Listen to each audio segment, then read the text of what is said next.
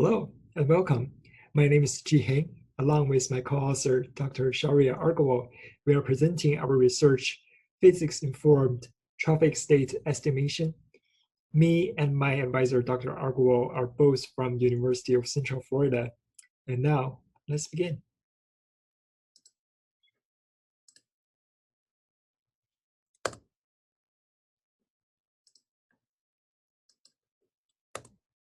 Here's the overview.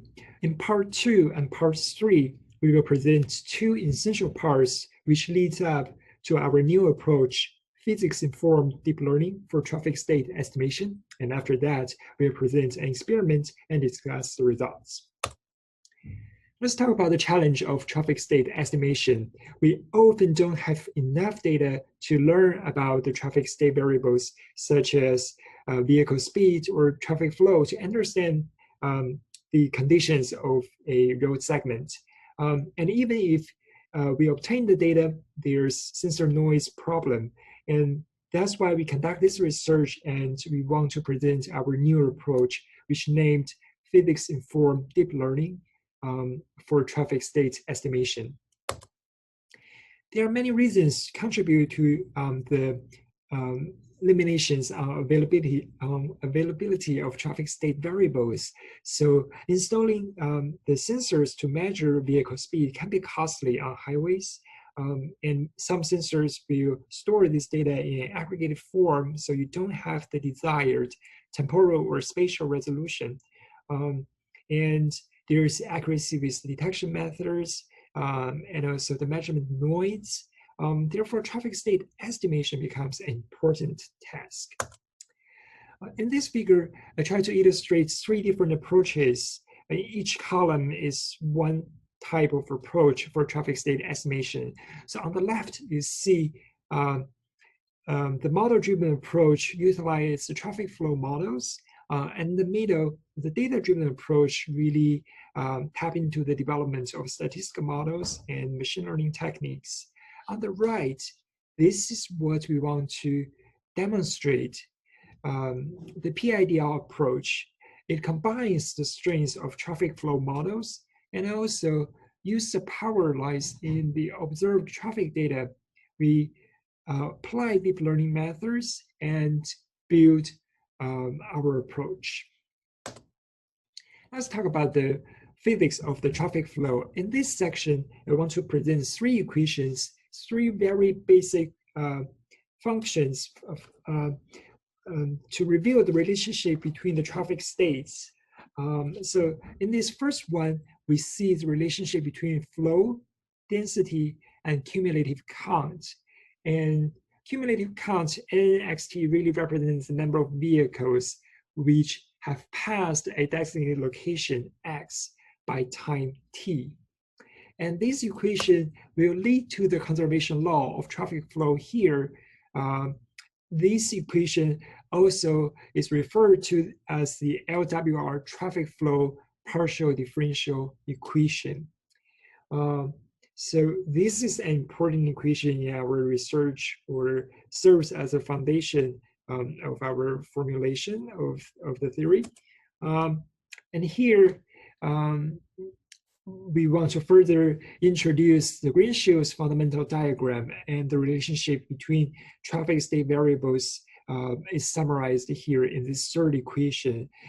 So two things that to note is VF is the free flow speed, and rho m is the maximum density or jam density.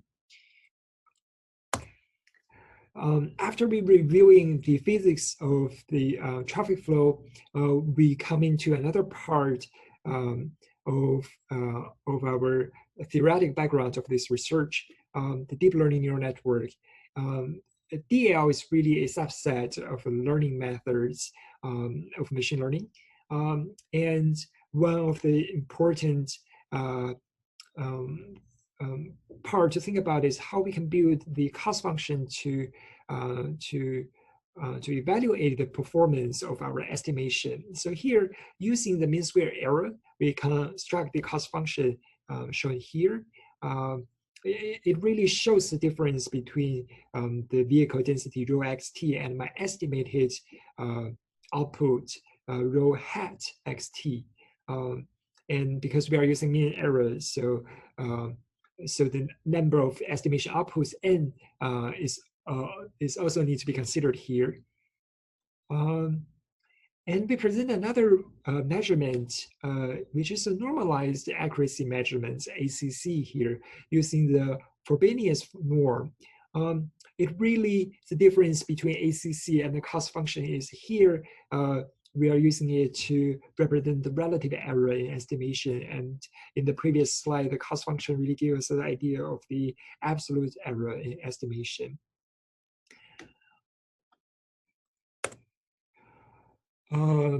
After reviewing all the parts of deep learning and physics of the traffic flow, we got our fundamental knowledge of how to proceed to start building our new approach. So the physics-informed deep learning, PIDL, is a type of deep learning, but the training process has inherent physical knowledge encoded. So the neural network is being trained with while respecting the physical law. And this kind of training will give us a data-efficient neural network that can efficiently use limited data input and give us accurate results. And we'll see that in the demonstrated example later. But let's see how we can build a PIDL for traffic state estimation. We established two measures to evaluate the estimation performance. So remember, in the deep learning segment, we built this JDL, which is the mean square error between my original data set, my original vehicle density, and my estimated vehicle density, which has a hat, so the row hat xt there. But we are adding another measures, which JPHY, denoting the disobedience of the physical law here, to tell us if my estimation doesn't really comply with the inherent physical law. And this flowchart shows you how PIDL works. So from the left, we see first we separate this original data set into a training data set, which serves as our observed inputs, and a testing data set. We train it, get an estimation result. We compute these two different costs. So on the top is the JDL, and on the bottom is the JPHY.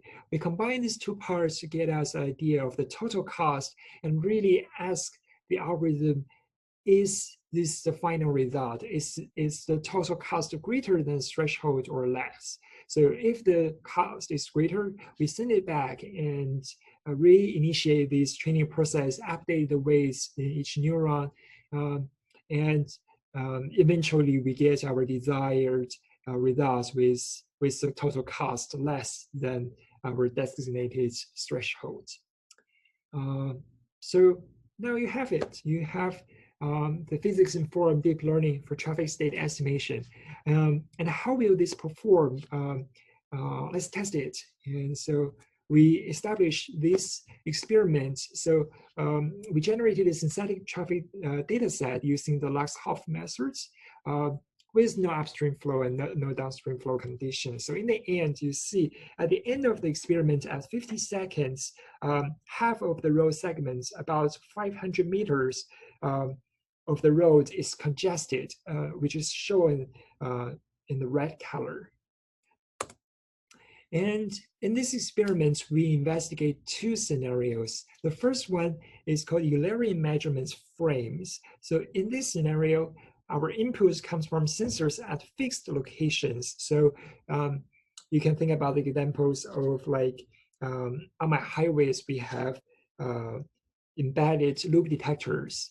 In the second scenario, the traffic inputs, the training data sets come from the randomized locations. So in this scenario, we're trying to simulate probe vehicles or the GPS data that's obtained from connected vehicles. And we'll see in how PIDL, physics-informed deep learning, and DL, just a regular deep learning neural network, how they perform in these two scenarios.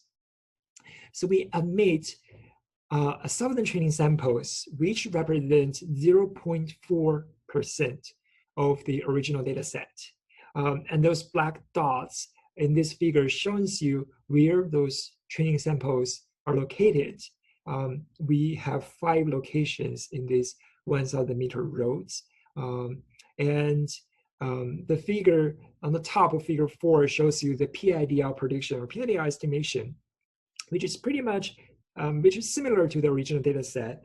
And on the bottom is the DL estimation, which we don't really see any useful information there. And this table reconfirms our visual conclusion that PIDL achieved better accuracy. So the bold fonts really shows you the better performance. So in the accuracy category, PIDL performs better. And also it takes less time to reach that result. And so in contrast, DL doesn't really gain meaningful information from the training data set because it's only 0.4% of the original data set. And it also takes a much longer time to train a DL neural network. In this figure, we see an example of varying sample size. So we investigate, fit in the both PIDL and DL, begin with 0.1% of the data, and we increase the training data set to 1% of the data and see how they perform. So PIDL constantly outperforms the DL in terms of accuracy, and also it takes less time. Now we go to the second scenario, which is the Laguangian measurement scenario. So now you see the black dots are everywhere. They are at many locations and come from many different timestamps. The training data sample is the same, still 1,000 training samples. And let's see how they do.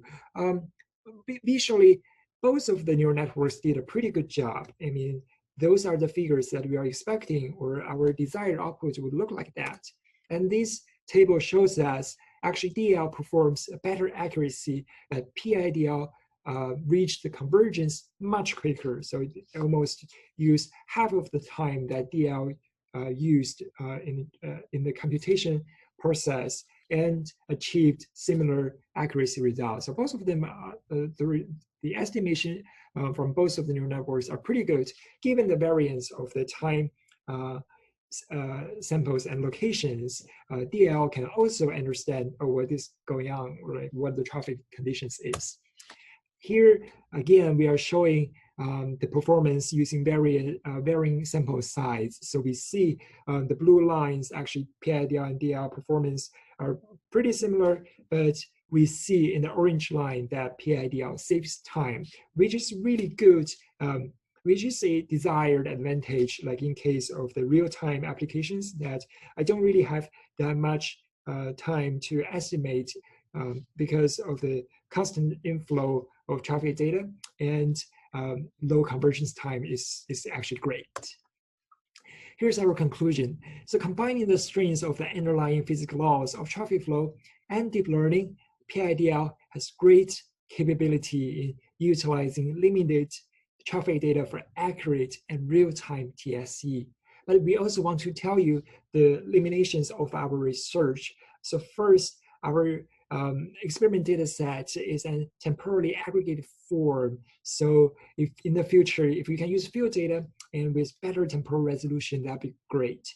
And second is the exact relationship between the traffic parameters, depending on the field data, can be calibrated, and we can experiment results with a calibrated traffic state variables relationship in that research. And that's it. Thanks for your attention.